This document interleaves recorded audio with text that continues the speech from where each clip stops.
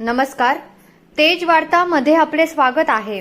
अहिल्यानगर जिल्ह्यातील शेवगाव तालुक्यातील बोदेगाव येथील सराफ व्यावसायिकाला तपासाच्या नावाखाली कोतवाली पोलिसांनी ताब्यात घेऊन त्याला मारहाण करून त्याच्याकडील सोने अनाधिकाऱ्याने आटून या अन्यायाबाबत दाद मागणाऱ्यांना खोट्या गुन्ह्यात अडकवण्याची धमकी देणाऱ्या पोलीस अधिकाऱ्यासह संबंधित कर्मचाऱ्यांवर बडतर्फीची कार्यवाही व्हावी यासाठी शुक्रवारी करमाळा तालुका सराफ सुवर्णकार व संलग्न कारागीर व्यवसायी संघटनेच्या वतीने गृहमंत्र्यांच्या नावे करमाळा तहसील कार्यालयात निवेदन देण्यात आले. गेल्या 14-15 दिवसापूर्वी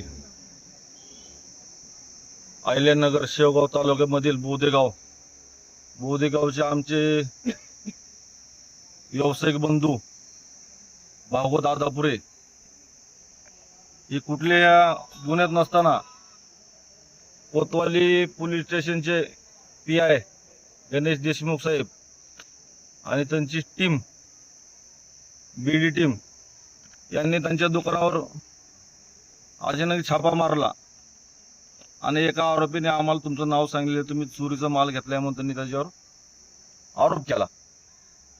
आरोप केला असताना ते म्हणले आम्ही कुठल्याच दोषीमध्ये ह्याच्यामध्ये नाही, म्हणजे व्यवहारामध्ये नाहीये, तुम्ही नका आम्हाला, तुम्ही त्रास द्यायचा प्रयत्न करू नका. आश्वांगाने बोलणं झाल्यानंतर त्यांनी काय केलं, त्यांच्या शोरूम मधला माल 200 ग्रॅम सोनं त्यांच्या हाताने घेऊन त्याची लगड तयार केली आणि पोलीस स्टेशनला आणली. ह्या कारणाने त्यांना व कोणाची मदत हवी असल्या कारणाने दादापुरे बंधूंनी सराफ सुवर्णकार संरक्षण समिती महाराष्ट्र राज्य उमेशजी बुराडे प्रदेशाध्यक्ष यांची संपर्क साधला. त्यावेळेस ते तिथं अहिल्यानगर पोलीस स्टेशन आले आणि त्यांनी विचारणा केली, बाबा आमचा तुम्ही माणूस आणलेला आहे, तो कुठल्याच गुन्ह्यात दोषी नाहीये, नसताना तुम्ही त्याला विनाकारण त्रास देऊन त्याच्या शोरूम मध्ये सोनं आणलेले ह्यासाठी चौकशी करत असताना त्यांना गोड बोलून आवाहन मारहाण केली, धक्काबुक्की केली, OCBचं पालन केलेलं नाहीये, कायद्याचं उल्लंघन केलेलं नाही साहेब सरांनी आणि त्यांना मारहाण केली.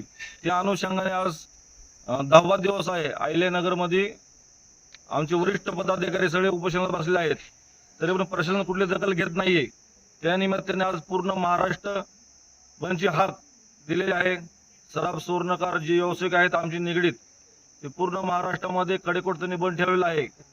आणि असं जर होत असेल, आमच्या समाजावर अन्याय होत असेल सराफ सुवर्णकार समाजावर, तेव्हा गंभीर बाब आहे ही.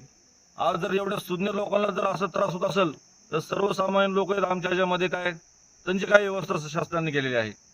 असं न होता बरं आमचा समाज सुज्ञ, बुद्धिवान आहे, बलवान आहे, विद्वान आहे, सगळ्या गोष्टी संपन्न आहे आमच्या समाजामध्ये.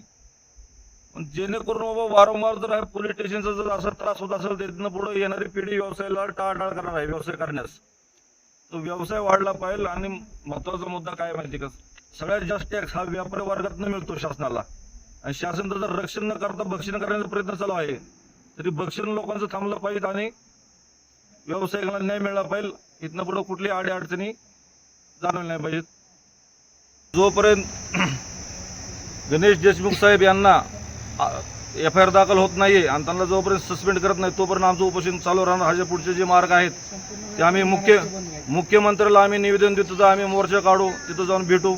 पुढची वाटचाल आमची चालूच आहे. तर ह्या निर्णयावर आम्हाला कितपत न्याय मिळतो हे आम्ही पाहतोय.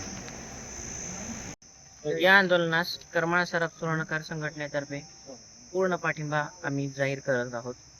कारण SOPचं पालन होणं आणि जे निर्दोष लोक आहेत त्यांना त्रास होऊ नये याची काळजी प्रशासनानं घ्यावी असं आमचं.